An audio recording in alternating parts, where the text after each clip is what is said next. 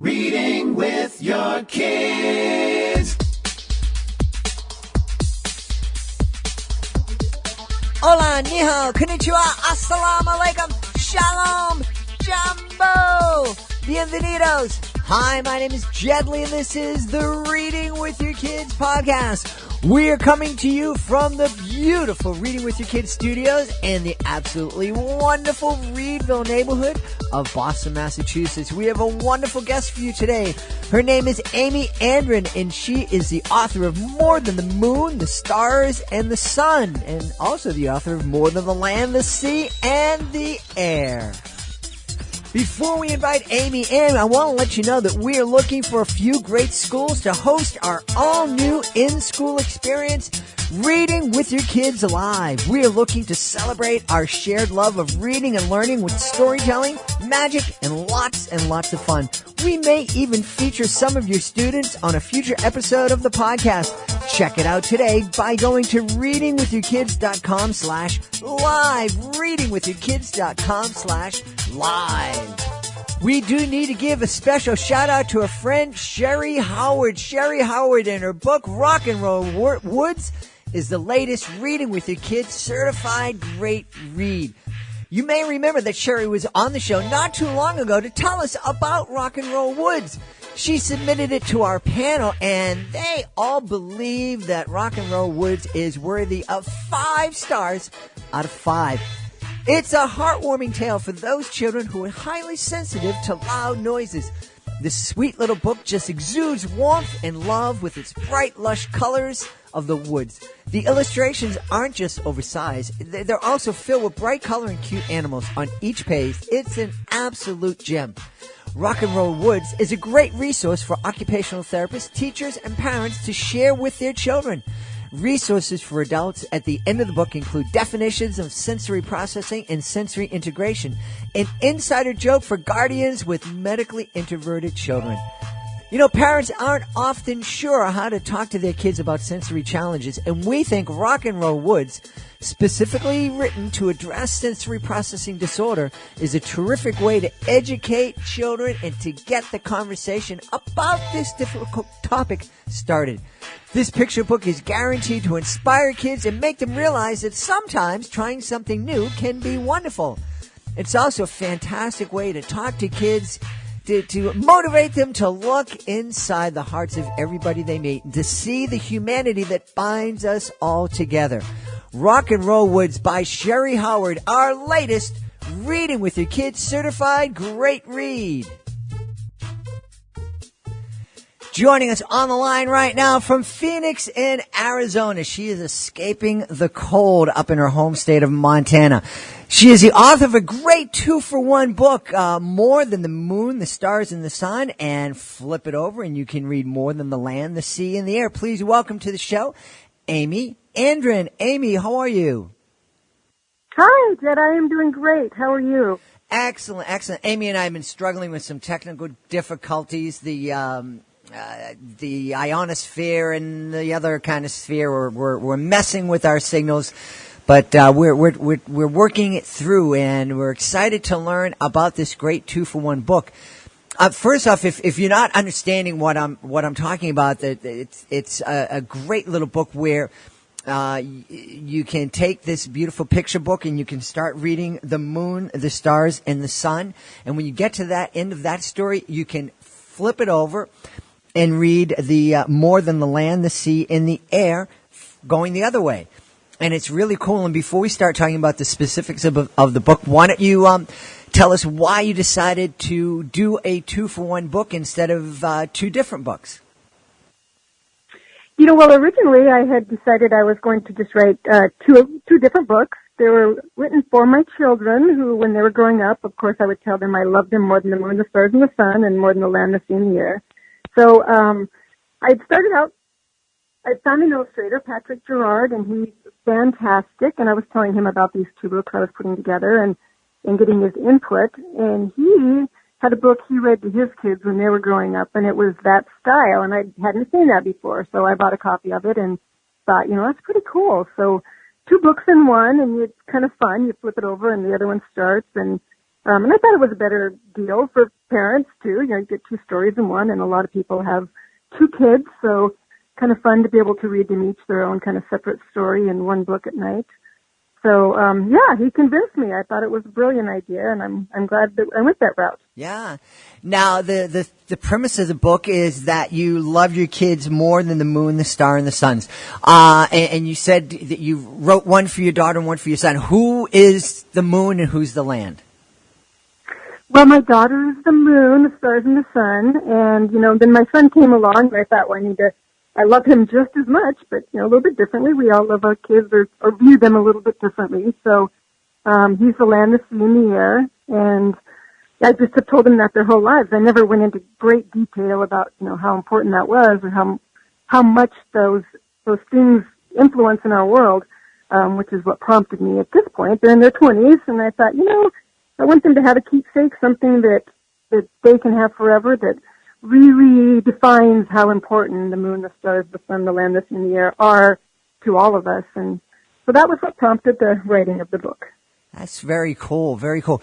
And as I was telling Aimee earlier, I remember there were a couple of books that my kids, who are now adults, love for me to read to them over and over again. And basically the same kind of idea of the story is like, hey, I love you this much, and I love you all the way to here, all the way to Philadelphia, all the way to Florida.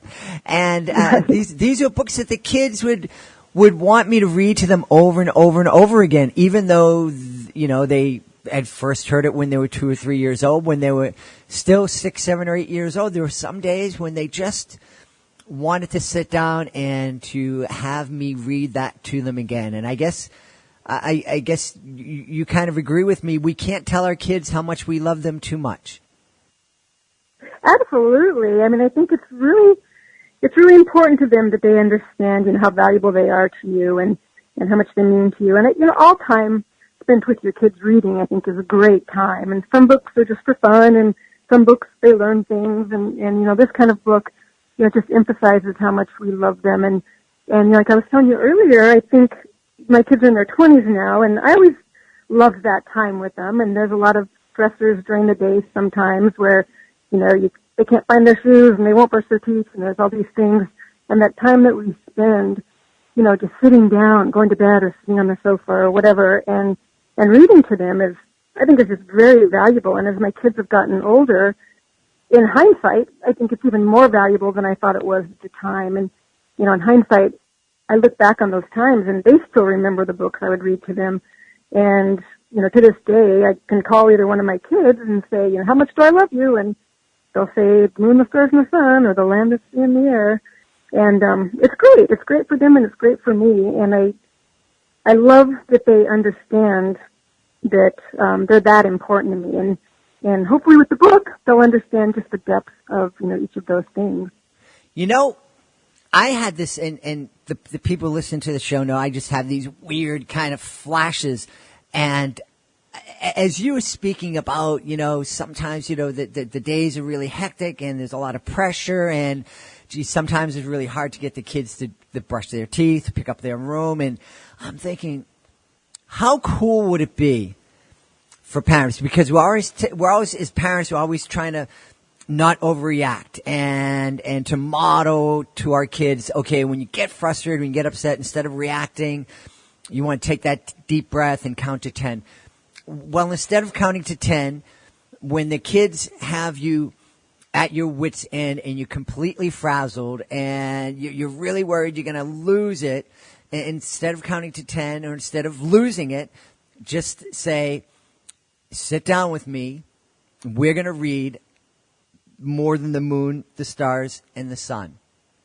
Because if I don't remember that I love you this much, my head might explode. And it would be such a great way to just kind of diffuse kind of situation.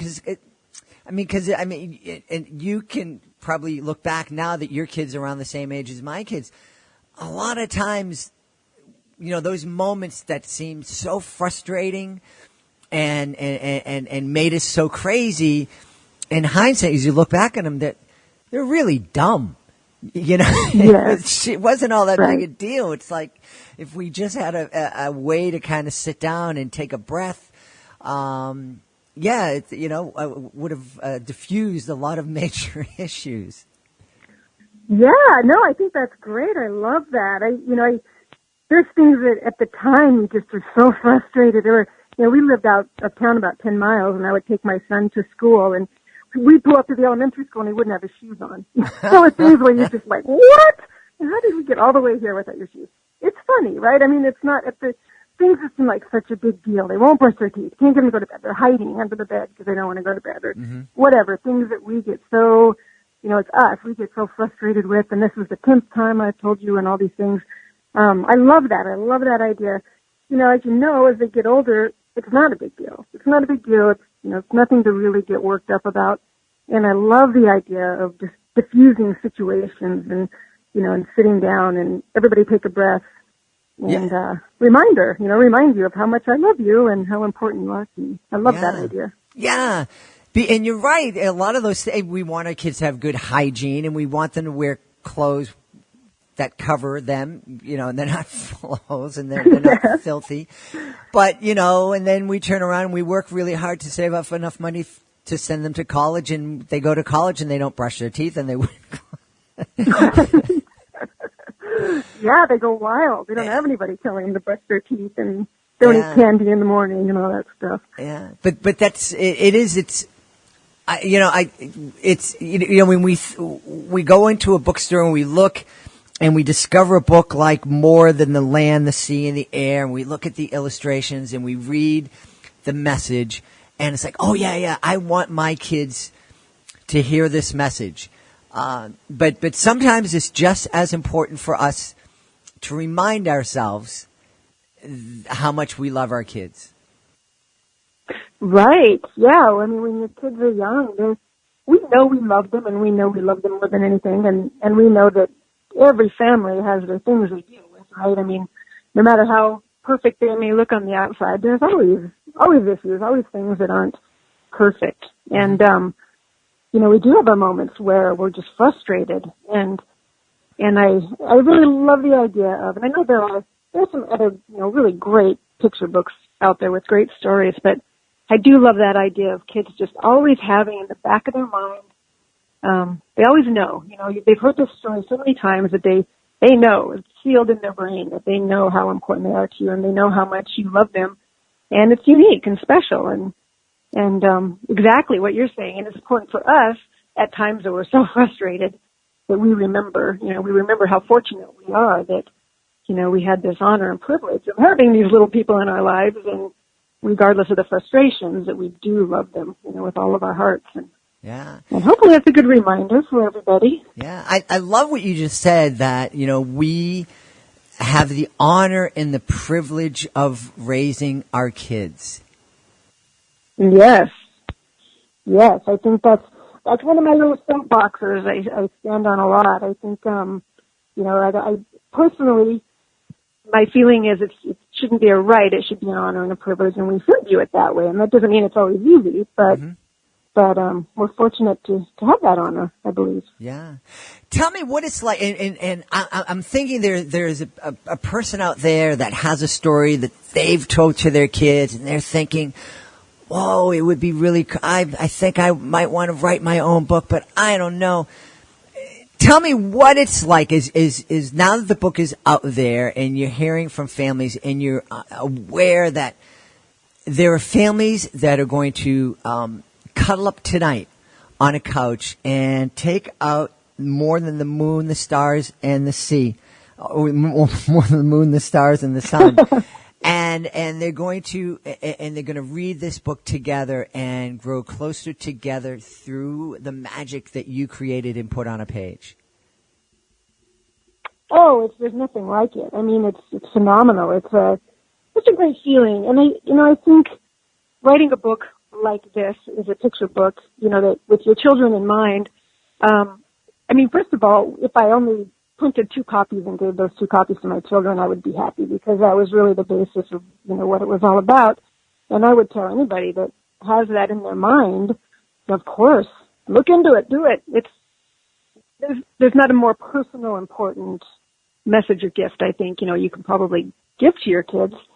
And if you really want to do it and get it out there and promote it and sell it and hopefully let other people enjoy that story that you have in you, do it. Go for it. I mean, there's so many options and ways of making this happen that absolutely. I think it's an amazing feeling to think that people are reading my book to their children and they're enjoying it and their children are getting, hopefully the same message out of it that my children got. I mean, I think that's a huge honor and very exciting for me. So anybody who wants to do this, I would highly encourage them to start stepping in that direction.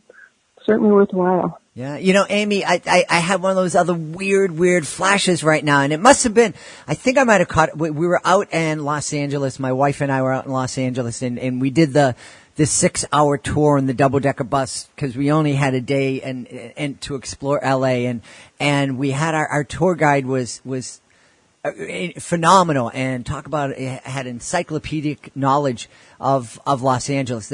I think it's knowledge. He might have been making it all up, but I'm going to give him credit that he really had the knowledge. But he was just like bouncing all over the place, just like a pinball in a machine. And I'm guessing that must be what it's like listening to the show sometimes, because as you were speaking about, such an honor to think about families reading this to their kids. As I was driving my wife into work this morning, I saw this big billboard.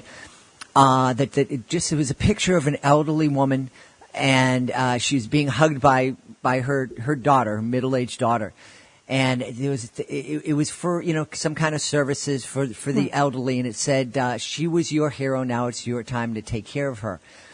I'm thinking, what a great book to read to our parents when those roles are reversed. And it's time for us to take care of them. And it's really hard because my mom doesn't even remember me anymore. And I don't know what to talk to her about. And, well, you don't have to talk about anything. You just take out a beautiful book like More Than the Land, the Sea, and the Air, and just read it together. I love that. And, yeah. Wow. Oh, that's great. I love that. That gave me chills. I mean, what a neat thing. What a great idea. And that's true, right? I mean, a lot of people are in that situation. I mean, parents are getting older, and I love that. I love that idea, especially if it's a book that they've been read to when they were children, that they can read to their parents at that time. That's really cool. Yeah, I love it. Absolutely. Well, there are more and more families that are in that situation, and and the same thing with our kids. Our kids, a lot of times when they're going in to visit their grandparents or elderly aunt, and, who is experiencing dementia or Parkinson's or Alzheimer's. What do I say? I don't know what to say. Well, you don't need to say anything. You can read, right? And this is I think picture books could be a great way to kind of reconnect. And to just give our kids a meaningful way to interact with people that they love that they're having a hard time interacting with. I love that. And yeah, I mean, kids reading that to grandparents on so many levels, right? I mean, they're able to kind of take charge and take control of this book and read it and show their grandparents, not only how much they love them, but how skilled they are at reading and all sorts of things. I love it. What a great idea. I get them once in a while. Like I said, it's weird. My mind is kind of weird. Well, one thing that's not weird is your website. And in addition to finding out about your 2-for-1 book, you have some other great things on your website. Can you tell us a little bit about it? Well, sure. I actually have another book that's just finished being illustrated, so that will be on my website pretty soon. And it's a silly ABC book. It's every different letter represents an animal, and it's about the baby animal, and the baby animal wants to grow up and do something outrageous, that the mom is like, oh, you can't do that, for whatever reason. So, and there's a lot of that letter in each page, right? So that A is a baby alligator, and Arnold, and he wants to grow up to be an astronaut, and Mom says she can't do it because you're too big, but he does it anyway, and he's really good at it. And he is the bear, and she wants to be a basketball player, and Mom says you can't do that because you sleep all winter. And she does it anyway, and she's really good at it. So that's kind of the theme of that book, and it's just cute and fun and funny. And then I'm also an avid traveler and photographer, so I do some travel articles and things like that. So I have photos and articles on my site as well. But yeah, it's awesome. a busy world, but I love it. Yes, and so tell everybody the address so they can connect with you on your website. The website address is Andren, so AANDREN.com. Andren.com. Yes, and that will have a link to be able to purchase both The Moon, the Stars, and the Sun, and then my new book that should be available in a few more weeks. Excellent. So, yeah. Excellent, excellent, excellent. All right, well, today we want to encourage everybody to check out the moon, More Than the Moon, the Stars, and the Sun, and then flip over and check out More Than the Land, the Sea, and the Air. We've been talking today to the author of this beautiful picture book, Aimee Andren. Aimee, thanks so much for being on the show. Jed, thank you so much. It was an honor, and it was great talking to you, and I really appreciate it. So thank you very much. Please be sure to join us for the next edition of the Reading with Your Kids podcast. Our guest will be Dr. Deborah Ross Swain. She is the author of a great book for parents called Confidence and Joy. Hey, if you are the author of a great children's book, we would like to invite you to consider our Reading with Your Kids Certified Great Read program. You heard us earlier celebrating Sherry Howard's Rock and Roll Woods, our latest Reading with Your Kids Certified Great Read. Being a Reading with Your Kids Certified Great Read helps let parents, teachers, and other potential book buyers know that your book is worthy of their consideration. You know, there's thousands and thousands of books, children's books published every year. It's really hard to help your book stand out amongst that crowd of books.